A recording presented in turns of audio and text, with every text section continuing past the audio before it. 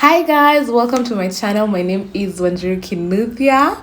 Thank you for being here. It's been so long since I did a one-on-one video. I'm like, wow, this is interesting, new. I like it. I missed it. Oh my goodness, where to even begin? So today's video is a Q&A for the documentary and kind of a life update because I gave you like 2 years of unemployment in a one package deal, in terms of the documentary, and then no update from there. Last you watched the last bits of the documentary was last year December. I was sick. I had been sick for 3 months at that point and was at the house majority of the 3-month period. So there's just been a lot of comments, a lot of conversations, even in the DMs. Thank you so much, by the way, guys. Thank you so much to everyone who has reached out to just even check in. Thank you to everyone who commented with their stories for unemployment. If I'm being honest, it's been so sad to see like so many similar stories, because in such cases you think, maybe it's just me who's facing this challenge. But to see so many people have that pain, it's just been not nice to read. But I like that you guys feel seen, because a lot of you guys were feeling alone and misunderstood. So I like that you guys now feel seen, like it's not just you. Okay, so let's get into the Q&A. I put a tab on my Instagram. It's not a tab, a question tag, not a tab, on my Instagram and also my TikTok stories to ask people, in case you have any questions with regards to the documentary, just ask it and then I'll answer it in this video as I update you on what's been going on in my life and how I'm doing. Okay, question 1: were you intentionally filming for a documentary, or how did that story come along? I love this question, because I like talking about my art. I am not someone who is very comfortable with the emotions and being vulnerable, but you see, like, this question is now asking with regards to like the documentary, the art in itself. Okay, I was actually not intentionally filming for the documentary. I am naturally someone who documents a lot. Even if I'm not doing YouTube, you'll still find me with my phone recording videos, taking pictures of just things. I don't even have to post them, but I just like documenting things. If I'm not doing that, even if I decide to go on a social media break or whatever, you'll find me now journaling a lot. You'll find me just finding ways to document things. I don't know, it's just something in me and I have accepted it. I love storytelling, so I guess it also comes from that. So I was not intentionally filming for the documentary, however, with the understanding of I document almost everything. That's why I have so much footage. Yeah, space is a big deal for me. Space is a big issue for me. Actually, currently I'm facing space issues with my phone. I don't even want to think about it right now, but yeah, I'll deal with it later. But basically, you get what I mean. The documentary is based off of 2023 and 2024 primarily, right? In 2023, I was still on YouTube. I had not quit yet. We need to talk about that soon. I had not quit YouTube yet. I quit YouTube in August of 2023. That's the I'm leaving YouTube video that I posted. So that's 8 months worth of footage, So that covered the 8-month period, and the small bits I used from 2022, from like the graduation, confusion kind of thingy. And then now in 2023, it got to December and I think I started missing YouTube because I felt like, oh my gosh, you've lost this space that you use to like document your life. Sometimes I feel like even on the YouTube bio, I've not even written it yet. I've not written anything, never ever written anything there. But there was a time I used to think like this YouTube channel is literally for my grandchildren. Guys, please keep in mind, I do not have a partner that I'm aware of. I do not have a partner. I do not have kids. And I keep on thinking of this channel like it's my grandchildren's channel. Like this is where they can come to see how cool of a girl their grandmother was. So I don't know why. But you see, during that period, I was like, oh my gosh, you've lost that. So I figured, I was like, okay, let's just do the full 2023 recap in one video. I used to do those storytelling kind of videos of like being 20 years old and then how my 20th year on this earth has been 21, 22. I can't remember which one I started. So I was like, okay, let's just do 23. Actually, in my hard drive, the documentary footage, for a long time, it was in a folder written being 23 because that was supposed to be the video. And then the video still just felt like it didn't have enough substance. The story was just just there and I just didn't feel like editing it. So 24 came. At that point, I was completely not on YouTube, but I was journaling in my diary, of course. Sometimes when I'd get overwhelmed with emotion, I'd just take my phone, voice recorder, record myself ranting or just emotions flowing and just talk,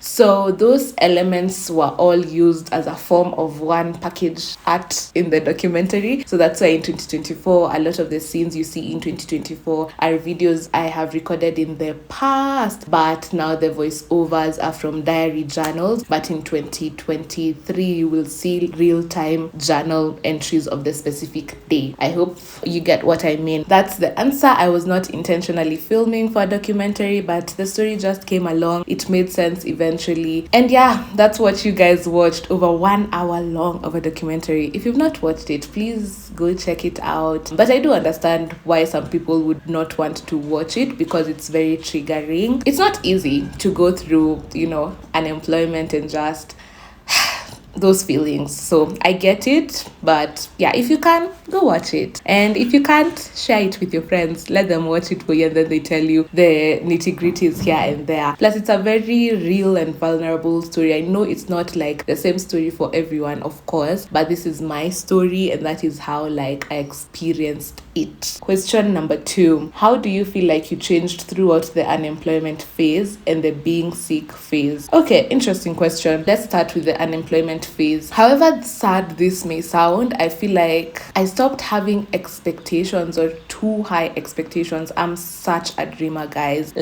Even in high school, good example, people would ask me hey Connie, what kind of guy do you expect to have? And I was telling them I've not even met him yet, because he's still in God's kitchen, because the kind of guy I have in my mind, y'all are not ready. It's not even in just relationships, even my own life. If I start telling you guys my dreams, mtakuwa stories are jabba. But I am such a huge dreamer, and I hope and wish that it's still inside there somewhere. But I feel like during that unemployment phase, when life just was hitting me, bro, it felt like when you feel like you've hit rock bottom and then you experience a low below whatever you are feeling, and you're like, I did not think there was existence of this kind of level of heartbreak and confusion, and I don't even know what to call that phase. And I'm laughing a lot. There's nothing funny here. Anyway, this is why I'm telling you guys I don't like vulnerability. Yeah. Anyway, I feel like I stopped hoping a lot and stopped having that zeal and energy of, yes, I can do this, and even self-belief. But with self-belief, I feel like I've been working on it at least this year. It's just February. So obviously, progress over perfection. That's the saying. Progress over perfection. Why does it sound so wrong? Anyway, yeah. So I feel like with self-belief, I'm slowly working towards getting there. But yeah, I lost that zeal with the unemployment. And the second bit is the being sick phase. Now, I wanted to answer the unemployment phase first, because I think the being sick phase, it ties in with the unemployment. So picture this. You've been unemployed for over 1.5 years. Things have slowly started working out. You're in this entrepreneurship program. You're about to pitch your potential business. Okay? In the arts. You love the arts. So obviously this is a big opportunity, and this is a big deal for people to sit there who are potential investors in your business. And then you get sick, so you can't even pitch this business. At the time as well, you were starting to feel like you were burnt out. So you've not worked on this pitch deck of your personal business. It was a lot. And then the being sick, it's just out of your control. It is your skin. It's been affected like 80% of your body. Something you do not recall experiencing ever since you were a kid. Despite you having eczema, it's never been this bad. And then you're dealing with this new phase of life. You are living at home, you're dependent on your parents, and now you are able to do things like even small things, do the dishes, wash your laundry, such things that you can help out in the house. Now, because your skin is affected, anytime you try to kata kitungu here and there, itchiness. That period tested me. I don't even want to think about it. Low-key, to be honest, I don't think I have processed those emotions very well. As you can tell, I'm very uncomfortable talking about this. But it's just those things. Again, one step at a time, progress over perfection. We'll figure it out in the long run. But it was a lot. And that period, I feel like I just became, I'm sorry, Nairobi men. Let me say this first. During that period, I feel like I just became detached to myself. I didn't recognize myself. My thoughts are not what I used to believe in the past. My thoughts are not, I'm this bold, outspoken woman. My thoughts are not that. I'm looking at myself in the mirror. I was sick to the extent I have to cut my hair because it affected my scalp. So I'm looking at myself like, girl, who are you even? And then you're unemployed. It feels like you're incapable of all these things. I feel like this answer is too long because I don't even want to think about this. But anyway, I felt very detached to myself. I feel like I'm a new person in many ways, in the sense that I feel like in the beginning of the year, I said this to one of my friends. I feel like I know what it feels like to be a nonchalant Nairobi man. I'm sorry, Nairobi men, don't come for me in the comment section.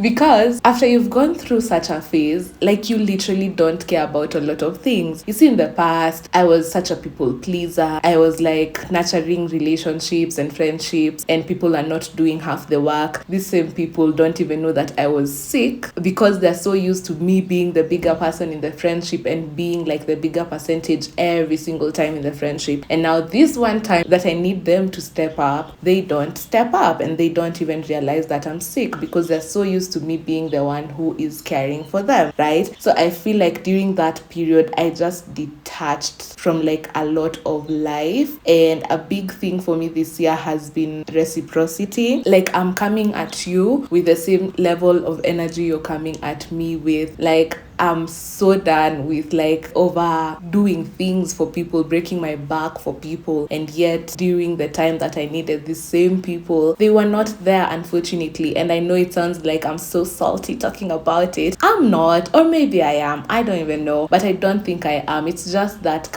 reciprocity. It's not that I'm even bitter and angry with these people. I'm not. It's just the same level you're coming at me with. You don't call me, I don't call you. You don't check in, I don't check in. Okay, I'm lying. You know, life happens for everyone. I get it, but I'm still processing those emotions. Let me just say it like that. I'm still having like conversations here and there with people like, yo, what's going on here? I'm just learning how to navigate the people pleasing aspect. And can you please move on to the next question? How did you not lose your faith after all that? Oh wow, such a powerful question. So if you don't know, I am Christian. I love Jesus as my personal savior. Amen. I'm not gonna lie, it was difficult. It was really difficult. But something that I consistently did is continuing to recognize him, God, as the all supreme being. In the sense, I would wake up, I would not have anything to say to God, and just pray like, God, I don't know what to tell you. Amen. You see, like, I'm still praying and I still recognize him as God, because if I am praying to him, then that's me still recognizing that he is almighty, even in the midst of all this chaos. So I think that consistent talking to him and being very real and open and vulnerable and honest with him, I feel like that helped. That's number one. Number two, the prayers of people like my community. Wow, of course, my mom was praying for me. Of course, my friends were praying for me. Of course, my family in general were praying for me. Like, it was just this communal, I can't even forget, like, my youth team was praying for me. And just, guys, I think it's just, you know how people say ati ni maombi ya mzazi inanieka? Bro, that thing is so real. Like, yeah, I think so too. Like, my folks, they were just there. I really appreciate how community has supported me in a lot of ways. Like, I don't even know how to thank them, but yeah, it's been very beautiful to witness. So yeah, that's how I did not lose my faith. And that's what I would encourage anyone else, like, going through something. Just be honest with God. Just tell him, hey, God, hapa sipendelei how this is going, but I still understand that you're all supreme. You are, God, So yeah, that's how I didn't lose my faith. Question number 4. How are you? Thank you so much for asking. I am so good right now. I'm doing so much better mentally, emotionally, physically, physically. I have started getting back to society. I think that was a big thing because I had not kind of gone back to society, and especially that period I got sick. I stopped going outside to functions, and you know how a lot of things usually happen during that end year period, like graduations, weddings, there's just usually a lot of things happening, so you get to meet a lot of like your friends and family. So I was not outside a lot during that period, but right now I've started slowly getting back to community. I've started like, continuing to form these bonds that I was starting to form last year. Things are starting to look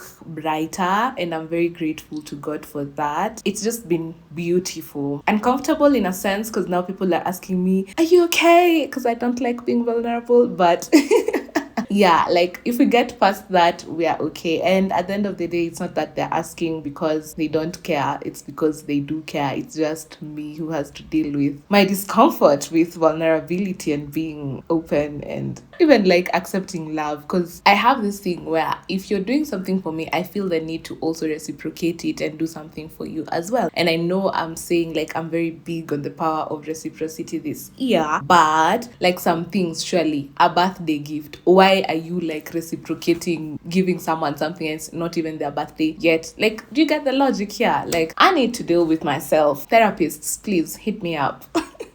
Next question. What was the most challenging part of being unemployed for 2 years? The most challenging part for me was the uncertainty of what next. When I was in uni and slightly after uni, I knew, I wanted to be a corporate girl. I wanted to move houses because I was still living in my bedsitter at that time. I wanted so many things, but now you are unemployed. You moved back home. You're now home. You've been home for 2 years, and then now you don't even know what next. I think that was the biggest part of like trying out things and then them not working out. Going to interviews, doing a lot of them virtually and thinking, wow, this is it finally. And then, oops, it's not the one. And sometimes you think you're not supposed to think of it as your job before you get it. Guys, sometimes when you're doing these international job interviews, and then how they usually have like a lot of stages in the interview process. So when you get to like level 3, you're usually like, hiyo ni yangu, nishapata. And the way some of these people have good feedback, like, yeah, we liked you. Girl, stop it. Don't think of it like that until you've signed that contract. Wait. Anyway, so yeah, it's the uncertainty of not knowing what next. Yeah, that was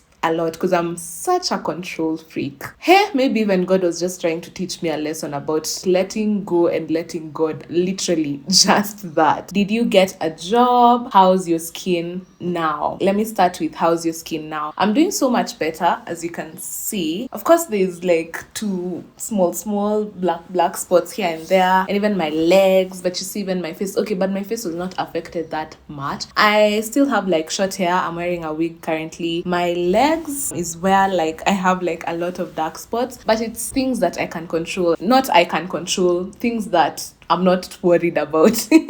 But I'm still on meds now. I still go for doctor's checkups here and there. Like this week I'm supposed to go for one. And yeah, like like I'm getting better, and with the skin, for the skin to regenerate and to go back to like its normal phase, it takes a while. So yeah, but yeah, I'm okay. I'm really okay right now. I'm doing so much better. Even like, during that period by there, I was not wearing like normal clothes. Right now, I just wear deras because I want to and not necessarily because I have to because of the condition. I sleep so much better, guys, these days. Like, do you know how big of a deal that is? Sleeping through the night, 8 hours. I used to take for granted like so many things, you guys, even like dressing up. Right now, I appreciate those small moments, like being able to like get into bed and sleep the whole night. I'm waking up at 8 a.m. And I slept the previous day at like 10.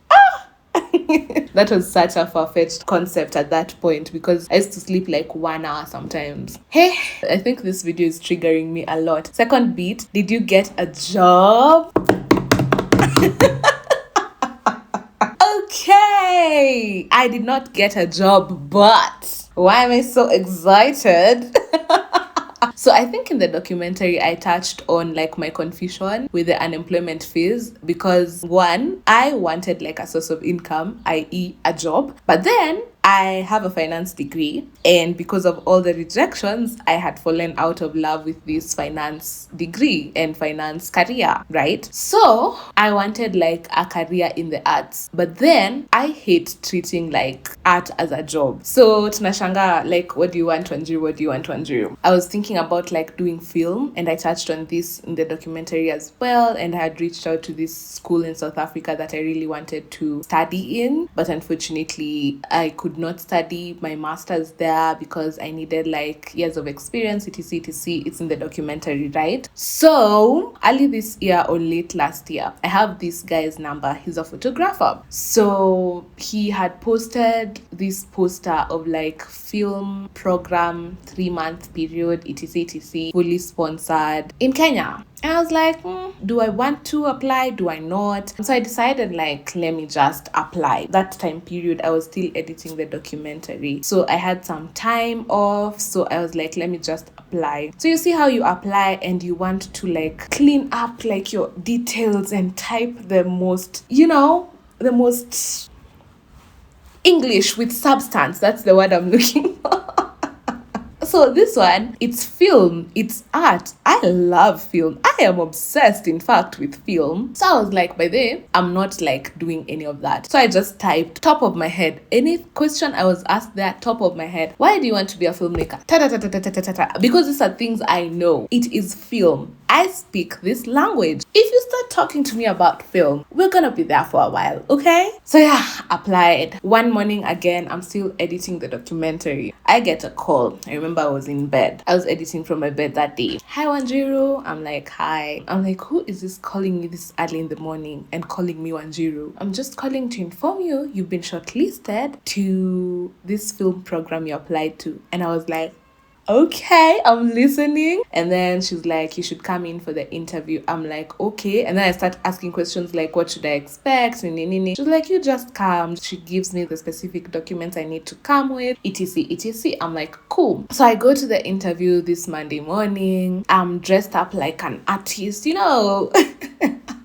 not official, not corporate, not those smart things, but still like artist-like, right? In the morning, I'm like, do you think you should research some questions? And I'm like, absolutely not. Just don't do it. Because I was like, I had prayed and I told God, like, if this is not for me, then it's not for me. It's fine, kama si yangu, but like, let it not be too painful of a rejection. I wasn't too worried in the morning. But when I got there, like the way the seats were spaced, you can't necessarily like talk to your neighbor and ask them like if they've gone in. So it's just you and your brain. I started to get like low-key anxious, and then the space was so quiet. And I was like, do you want to buy data so that you can, research these questions that people can be asked? And then it's a film program. I've never had anything like until you go in for an interview process for school, or maybe I've not experienced it. Even the not film programs, but I did one film program in 2023. Yes, that one. There was no interviews. Like, it's just you type an essay and something, and that was it. And if you get in, you're in. There was no physical interview. Last year, I did like three or four entrepreneurship programs. I'm not too sure. I think 3 entrepreneurship ones, and then one was like cybersecurity. Even those ones, nothing at a physical interview. Nothing. So I was like, guys, why are we doing interviews for school? Anyway, so see me, I'm there. So my chance to go in to the interview room, it's not a room. So it's like a key open, huge space area. So now the way people are sat, there's 2 interviewers on that side of the table, and then you, the interviewee, you're gonna sit here alone. So there's a bunch of like many tables with two interviewers each, and then now interviewees in each like table. You don't have to go through all of them, you just go to one kapea. So I get there, and then there's tables which had women, and then others man, woman, and then mine ilikuwa uko mwisho, and then it was 2 men. And I was like, oh, interesting, I hope this goes well. So they asked me the questions, I answered top of my mind. I was not nervous. I don't know, I think it's just art, and of course God, like just that confidence of like, by the God, if it's not mine, then it's not mine. And of course your part, rejection, don't let it be too painful. They ask me a lot of questions, and Mimi, like, I speak from top of my mind and I just tell them the truth. And they're asking me questions like, tell us about know your passion for film and why film. Why should we choose you and not any other person? Have you ever dealt with a difficult situations and how did you navigate it? Are you available for the 3-month period? It's gonna be an 8 to 5 program. And I'm like, yeah, Anyway, so they asked me if I have any questions. Of course, I asked them like when soonest should I expect a response, and then they tell me within the week. And then what else did I ask them? I can't remember what else I asked them, but that bit of like when soonest should I expect a response, one of the interviewers told me within the week, but you shouldn't be worried about anything. As far as you're concerned, you should go home with your shoulders held high because you did very well in this interview.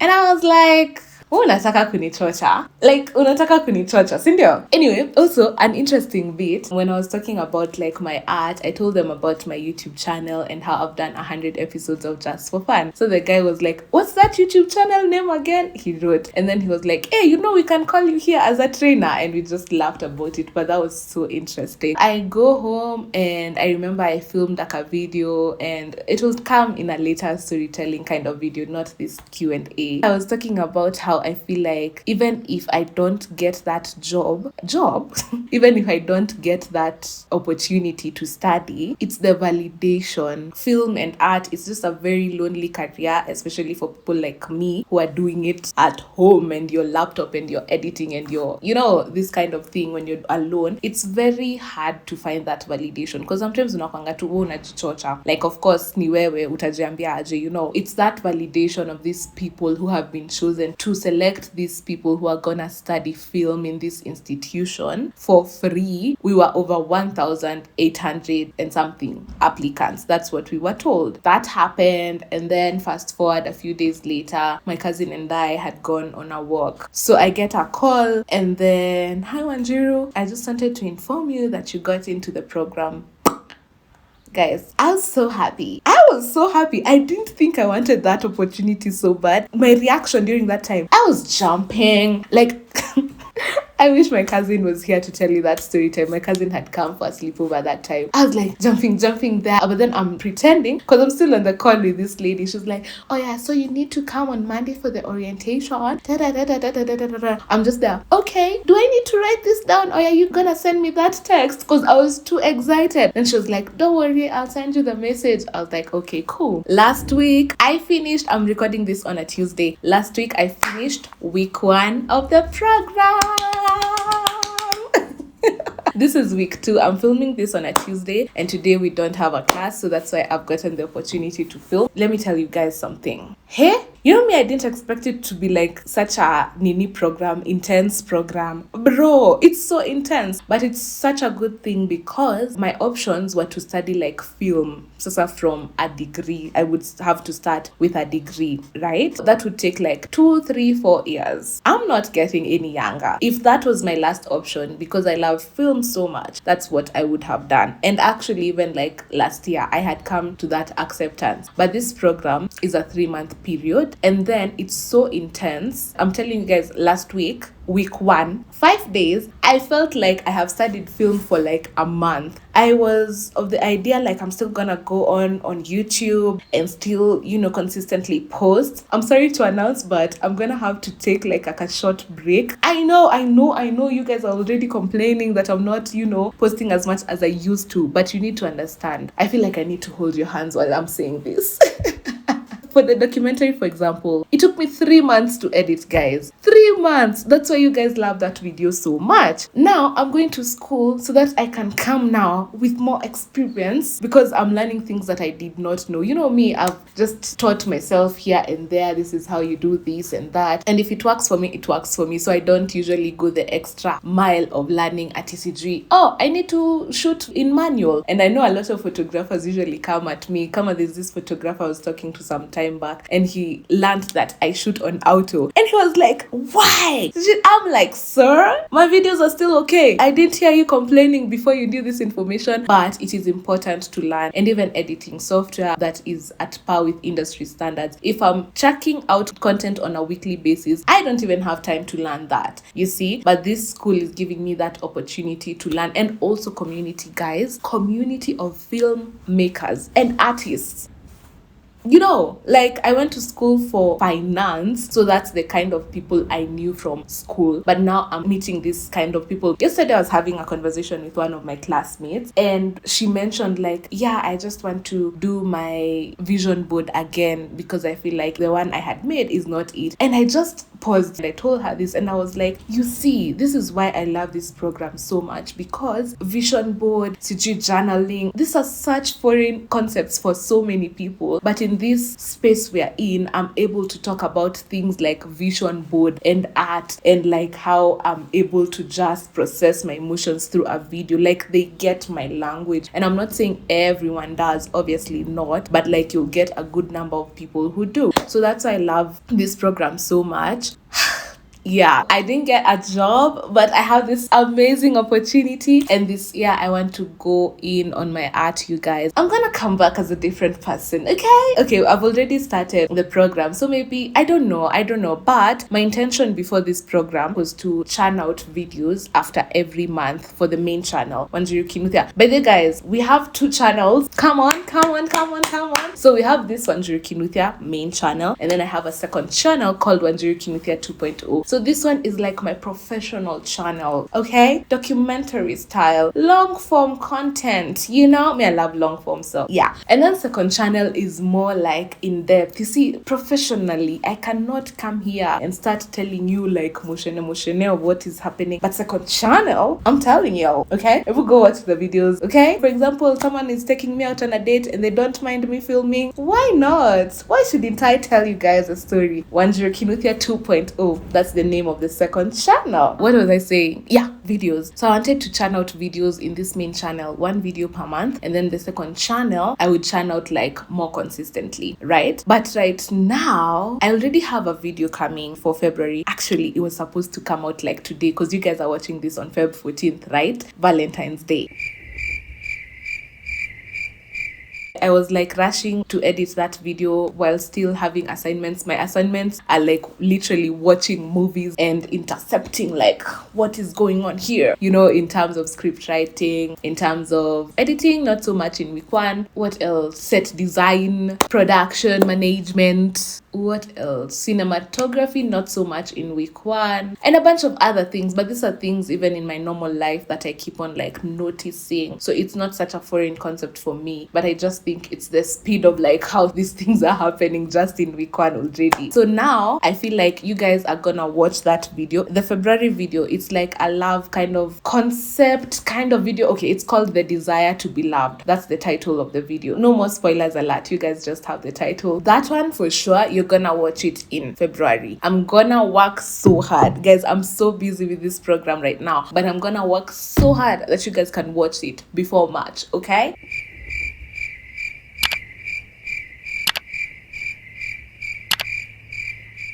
March, I'm not too sure if I can churn out a video, but Wanjiru Kinuthia 2.0, we're gonna talk more there, okay? So I'm sorry, guys. I know you guys want me to post more videos, but like right now I'm so busy, but it's good busy, and it's just like maybe 2 months, Yeah, that's my update. No job, but like, can you imagine? I'm doing this program for free. I want us to go back to that point of like it being a 3-month program and still like learning so much. Like, isn't that God, guys? Because I wanted like something that I would feel like enyewe, I know feel, because I feel like I don't even know these concepts to use in film, because I feel like Mimi, I just learn things from YouTube, from Google here and there, but there I'm being taught even like professionally speaking in film. I feel like more of a professional artist, Anyway, yeah, as you can tell, I'm just so excited about that program. I hope it goes well. I hope I'm able to like do things. Also, imagine, guys, we're gonna be doing a short film, a TVC is a TV commercial, a documentary, a photo book, and a music video, all in 3 months. Isn't that good? Last year, so I was here busy saying how I want to make a short film. Isn't this good? And now you have like a whole team you're working with and people who you can learn from. Yeah, God is good, you guys. What other questions? I feel like that's all the questions. Guys, please continue talking to God. Let me actually read you a verse. I was not planning to do this. I'm sorry if the sound has changed.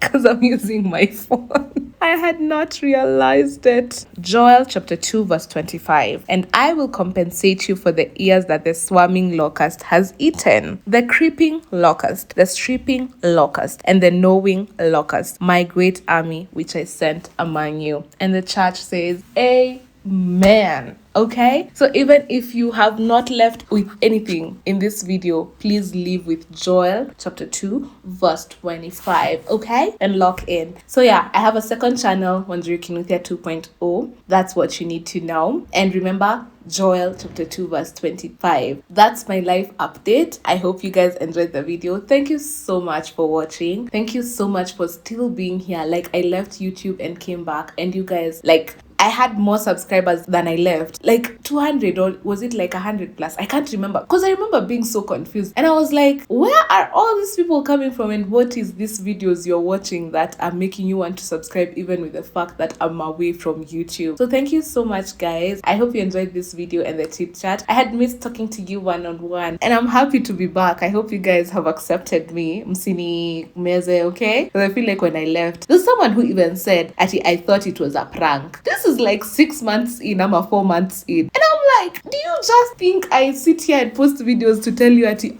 gone so that I can come back? April Fools! No, I was serious, you guys. Anyway, I feel like I've said goodbye like 5 times. It's giving pastors when they say they're almost done with preaching. Anyway, thank you so much, guys, for watching. Thank you for still being here. Thank you for watching the documentary. If you haven't, please go and watch it. And see you on the next one. I am not sure. Okay, yeah, the next one, the Desire to Be Loved, the video. But after the Desire to Be Loved, I'm not too sure when the next one is, but I'm gonna be intentional about editing something for you. I already have the content that I want out. I have like 2 videos. It's just the time that I don't have to edit right now, and especially for these longer videos, I just need to be focused in school, because I feel like I'm gonna lose myself in this journey of like trying to balance this and school. And I noticed, like, when my mental is not okay, then I really struggle to make good art. So I'm very intentional of taking care of myself moving forward, so that I can also make good art and art that I am proud of. So thank you so much. Please follow me on Instagram at Wanjiri Kinuthia, full stop between W and A, and also on TikTok at Wanjiri Kinuthia, full stop between W and A. And also Wanjiri Kinuthia 2.0, the second channel. It's not necessarily a vlog channel, but go watch, and then, you know, it's just an interesting side chat for us. Okay, anyway, thank you so much, guys, for watching. I feel like I'm gonna be here for a while if I keep talking. So yeah, bye, guys. Thank you so much.